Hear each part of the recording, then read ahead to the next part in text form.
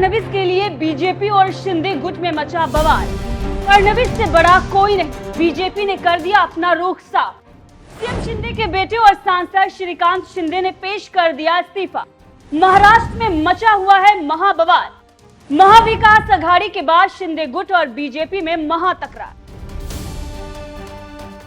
नमस्कार, मैं हूं आंचल सिंह और आप देख रहे हैं नमक न्यूज। महाराष्ट्र में महाविकास अघाड़ी में फूट के बाद अब बीजेपी और शिंदे गुट में भी तकरार देखने को मिल रही है। राजनीतिक संकट जो है वो गहराता जा रहा है। बात तो यहां तक पहुंच गई है कि अब शिंदे गुट बीजेपी से अलग हो जाएगा और महाराष्ट्र की मौजूदा सरकार गिर जाएगी। और इस बार मामला जो है वो बहुत ही ज्यादा सीरियस है, क्योंकि इस बार बगावत की बात सीएम शिंदे के बेटे श्रीकांत शिंदे की तरफ से आ रही है। सीएम एकनाथ शिंदे के बेटे श्रीकांत शिंदे ने तो अपने पद से इस्तीफे की भी पेशकश कर दी है।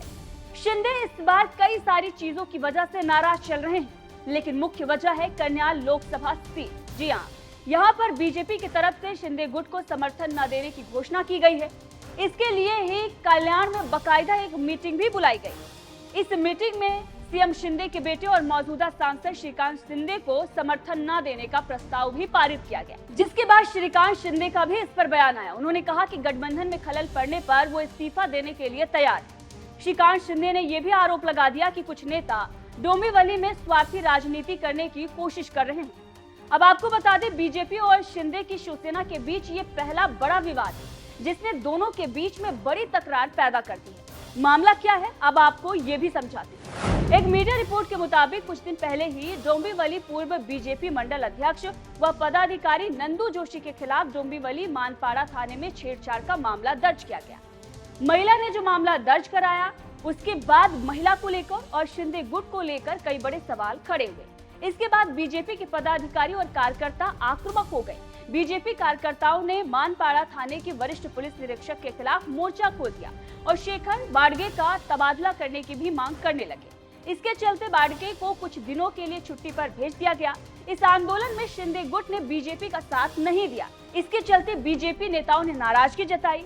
बीजेपी नेताओं ने ये भी कह दिया कि शिंदे गुट जो है बीजेपी के खिलाफ साजिश रच रहा है।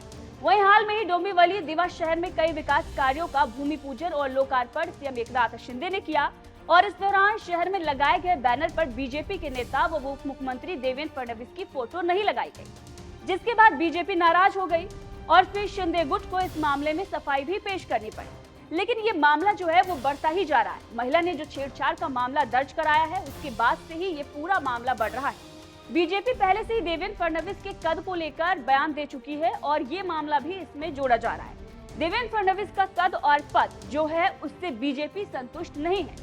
बीजेपी पहले भी कह चुकी है कि सीएम बनने के रेस में देवेंद्र फडणवीस सबसे आगे थे, उन्हें ही सीएम बनना चाहिए था और अब बीजेपी हर जगह देवेंद्र फडणवीस को पहले ही देखना चाहती है। अगर पहले नहीं तो सीएम शिंदे के बराबर ही देखना चाहती है, इसीलिए ये मामला बढ़ रहा है।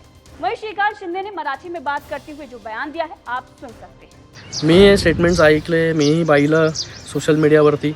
मला वाटतं उमेदवार कोण ठरवेल हे वरिष्ठ पातळीवरती नक्कीच ठरवतील ते लोक सगळे। जो उमेदवार योग्य असेल त्याला उमेदवार देतील।